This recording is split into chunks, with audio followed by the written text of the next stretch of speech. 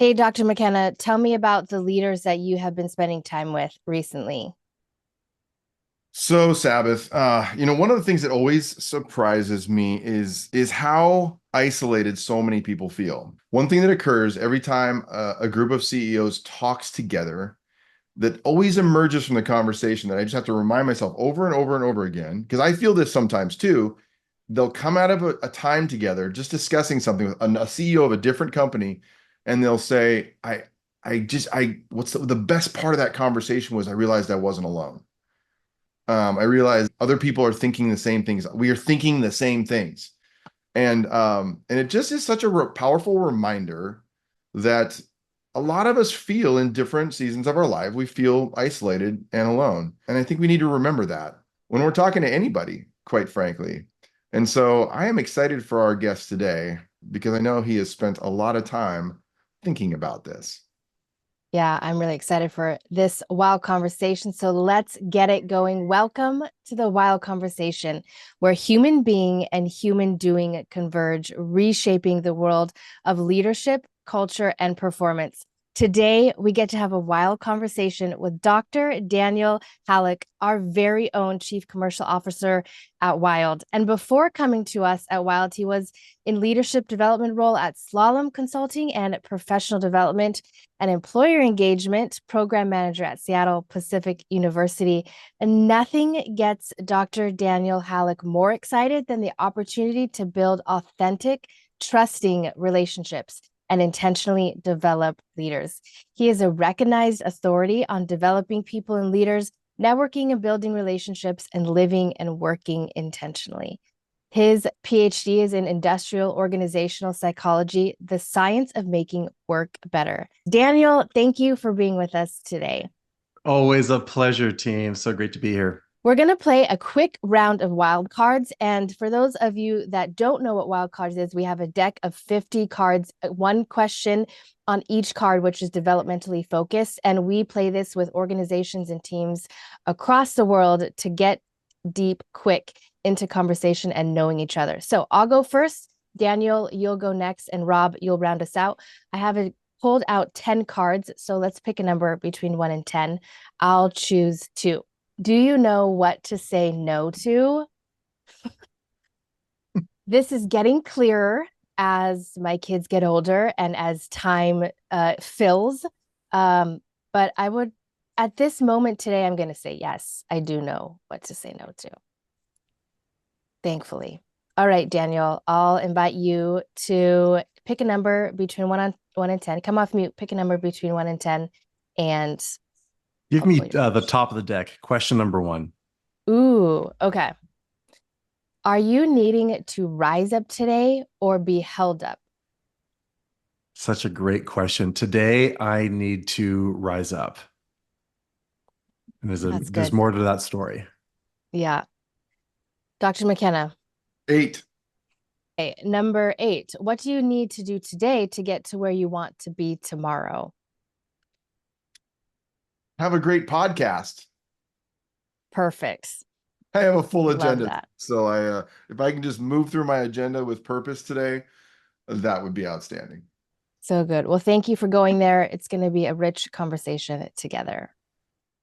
Dr. Hallak. So this is kind of a cool moment because your TEDx is going to be premiered on the main TED channel and on their site and across their platforms, and that's pretty awesome. And you have to just describe, because listeners are always interested in this, is what was that experience like of doing that thing that you had set a goal to try to do? I'm just Yeah, curious before we get into it was an context. incredible experience and different, I think, than any other talk I've done because I've never rehearsed that much to get it right in 15 short minutes. And so this tension of, do you have a really clear thesis?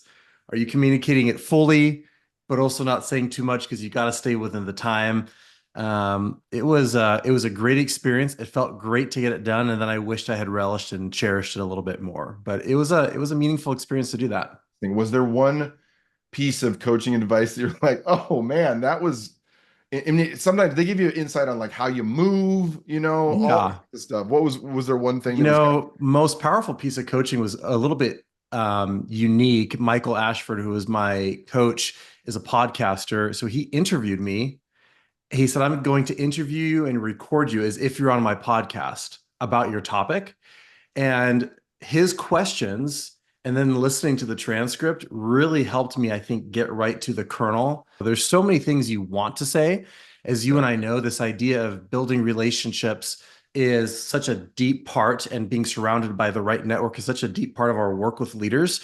There's decades of research we could cite. There's experiences with leaders you and I have seen when it works well, when it doesn't work well. And so I think that was really helpful to narrow me and focus me right in on what matters most. For those of you that don't know Daniel, if you do, you'll understand what I'm about to say. The topic of his talk is something that he actually lives and breathes. I mean, it is wired into who he is, where this topic is a part of who you are and something that's so important on your heart. Take the title. Like, what is in the title of this talk? Yeah. Why is it called that? And what does that tell us about the fundamental theme that you want So the people to know? title was If Networking Feels Gross, You're Doing It Wrong. And of course, I wanted a slightly provocative title that would catch people's attention. And I picked networking because I find when it comes to relationships, at the heart of it, it was about relationships. And how do we do relationships in a way that's not just focused on self, but oriented towards others? And networking is one of those perfect places where we become forced, or we feel like we need to go build relationships, whether it be for your job search or for your business or discovering your career in the future, whatever the thing is. We get thrust into this often socially constructed, artificial, weird feeling environments where we're supposed to build relationships, and we get mechanistic. We get about formulas, and we start to focus on, I got to get what I need and then get out of here. And so I think a lot of people don't like that. And I believe that people really want to have meaningful, authentic relationships everywhere in their lives, whether it's their personal life, their professional life at work, with their peers, with their people manager, or in their network. And so this idea of, if you're feeling gross in the way you're doing relationships, that might be a litmus test, a check engine light to say, maybe there's another way. And that was my invitation. There's a great story you tell within the talk, but how did all this begin in you? Like, what I mean? So where did this come from in you that caused you to sort of start to think so intently about networks and social support and what it means to build it? Yeah, that's great. For me, it started with the necessity that I needed to build those for my career.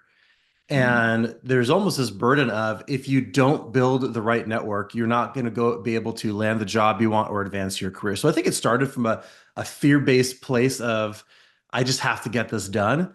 And then over time, realizing, you know what? I just don't like how this makes me feel. I have a different ethos from my own upbringing, from the people I'm in relationship with, even being in the graduate programs with you at Seattle Pacific University. I thought, this does not feel congruent with my worldview and how I picture the value of people and relationships. And so I got myself, I think, into that topic by necessity, and then started asking the question, is there a different way to do this?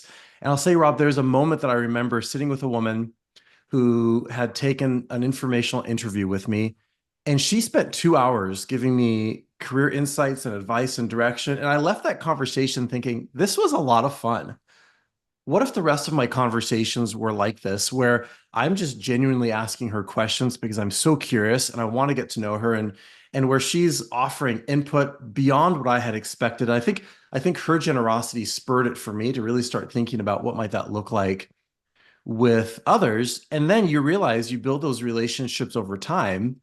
If you lay that foundation of trust, it's more than a transactional, I got information or I got a job lead, but it's genuinely building a true a relationship, two people who connect together and share something. And I know you mentioned in the talk this concept of generosity beyond reciprocity. Will you frame that up real quick? Because I want people to go watch the talk, because the talk is outstanding. Yeah. And so we're also going to go off road here with a few things, but we explain that concept. Yeah, there's this idea that, okay, I think about our work with trust. People often say, The best way to be able to get something is give something, and then people are going to reciprocate, right? So I'm going to ask you a question. Rob, tell me about your weekend. And if you've got half of an empath bone in your body, at some point you're going to say, well, tell me about yours, right? And so I give to get. And that works. That generally works. But I started thinking, is that the reason? Am I going to do something for you just to get something in return? Because that makes me feel a little bit gross and icky inside.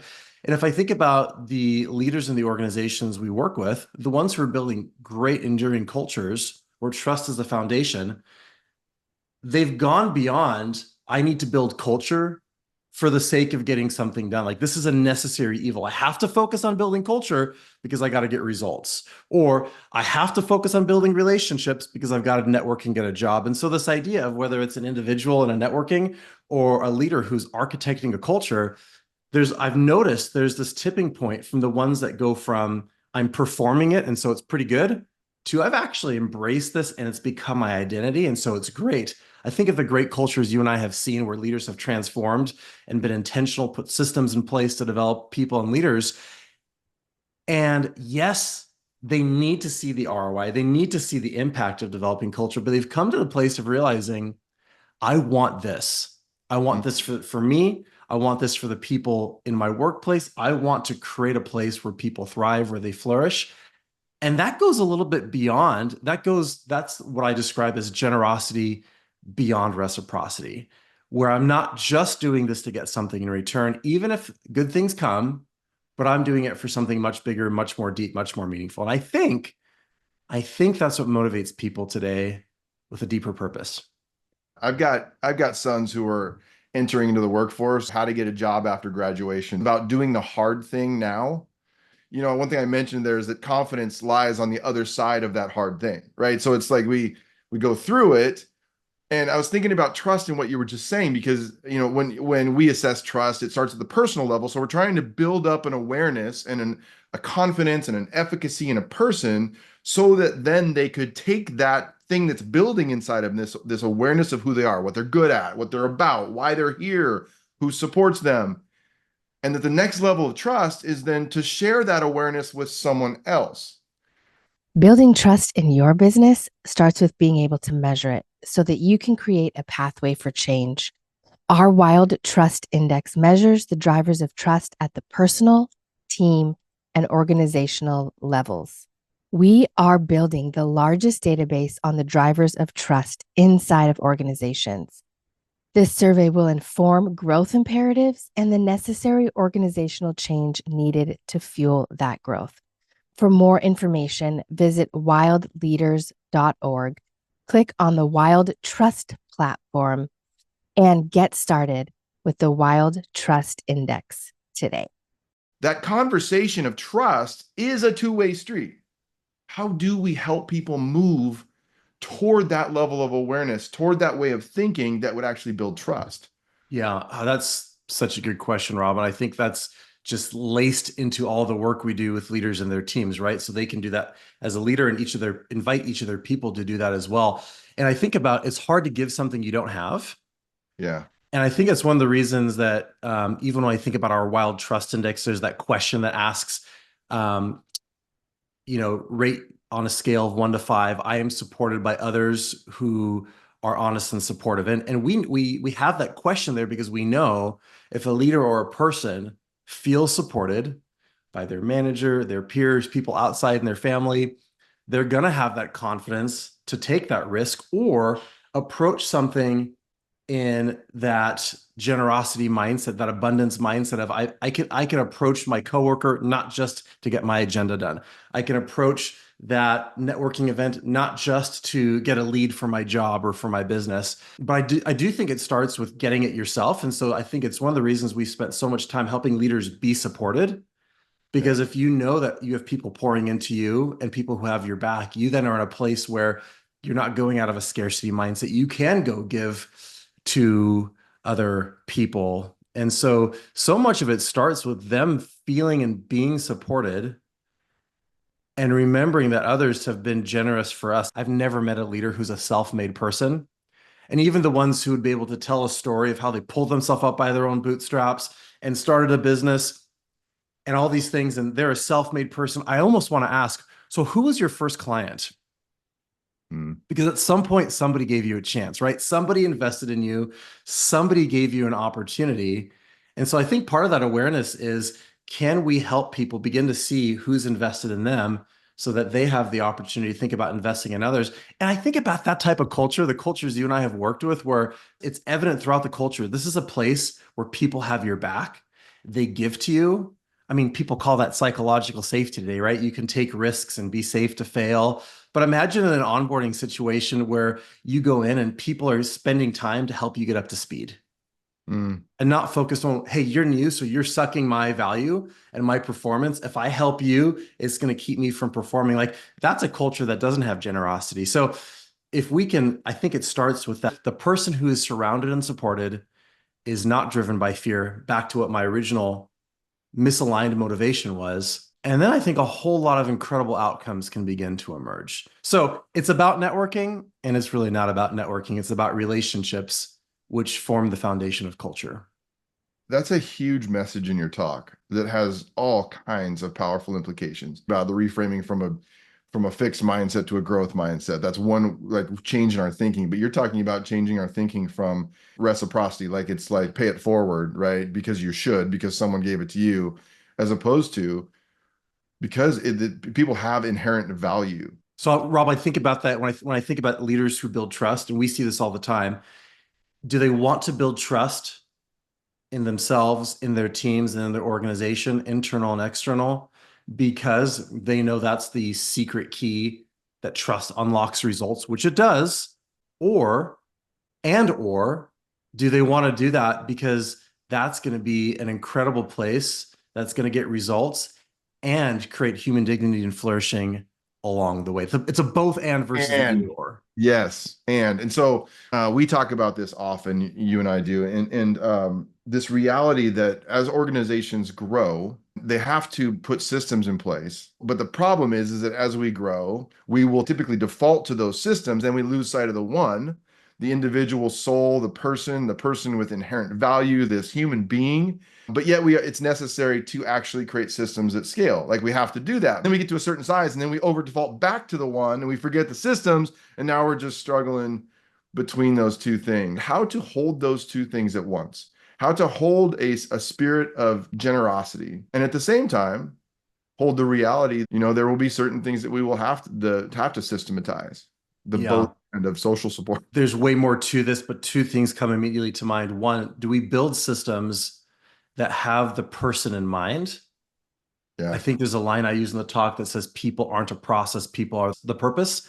And yeah. that's not to say that process isn't important, but every product and service, and I've not found an organization that has a product or service that doesn't touch people in some way, positive or negative. That is so good. Yeah. And so if people truly are the purpose, let's design processes with people in mind. And certainly there's going to be that challenge as we scale and systematize. So, number one, do we build processes with people in mind? And number two, who are the people that we can invest in who are going to keep that personal relationship? And I think that's one of the reasons why the focus on leaders and managers continues to be a big part of our broader organizational change efforts. I'm just thinking of the conversations with leaders we've had at the Trust Index recently. And while we're building the benchmark, it's amazing to see oftentimes managerial trust, not always, but oftentimes people trust their manager, even if they don't trust their team. Yeah. And so this idea of, okay, can we invest in leaders and managers? Because those are the people who might be able to make the most relational impact throughout the business to keep that soul of the person alongside those rhythms and structures and processes that help us scale. So can we design processes with people in mind, and can we invest in the leaders that are going to keep the heart and soul of the human so that they can have performance and well-being, not one or the other? That is so interesting, Daniel, because I was thinking about our presentation of the Wild Trust Index data to organizations, and just having a chance to talk with some CEOs last week about it. And we're looking at this graph of all this data that's showing where they fall in these quadrants of trust. And what I was inviting them to see is that these data points are human beings. Yeah. They're people. And Yep. when you see it for your organization, what is crazy is it's not just people, it's people connected to other people. So those little dots on a chart are human beings, not in a vacuum, but in hopefully in trusted working relationships where they're they're being truthful, where they're working toward the spirit of generosity that you describe. It's just that is really interesting, a way to think about that, you know. So Rob, back to what you said at the beginning with the title. I titled it, If Networking Feels Gross, You're Doing It Wrong. You could actually replace that with a lot of things. You could say, if building your team feels gross, you're doing it wrong. If sales feels gross, you're doing it wrong. Yeah. If Yeah. creating culture or getting performance, right? Pick the stuff that we do. If they feel gross, and that means we're probably doing it wrong. And it might come back to what you would describe as a focus on the one with an eye to the many. Can we focus on the individual with dignity, value, and worth, the person? And from there, think about the organization and the impact and the scale. It's so interesting. If trust feels gross or empty, you're probably doing it wrong. You're probably doing it wrong. So good. Yeah. So excited for this, for folks to see this Yeah, talk. we're excited too. And there's so much more that could be said. We'll have to have you back on the podcast, Daniel. We want the people listening to know how they can connect with you and the work in the Wild Trust Index, and also where to find the TED Talk that is releasing this week. Yeah, the TED Talk will be listed on TED's main website under their featured TEDx's. And so that will be really exciting. And people can contact me, Daniel at wildleaders.org. And of course, they can come right to the Wild website, find us, join our Wild Trust Index benchmark study, and connect with me or someone from the team. Perfect. And one last wild question. Daniel, are you in a season of accepting yourself or changing yourself? Ooh, that's such a good question. It's such a cop-out answer to say both, but it's both. There's places where I'm accepting and changing, and then there's places where I'm changing and then accepting those new changes. So it's a dynamic season. Yeah, that's so good. Thank you for this rich conversation. It's been awesome. Thank you for listening to this Wild Conversation podcast. For more information, visit wildleaders.org, click on the Wild Trust platform, and get started with the Wild Trust Index today.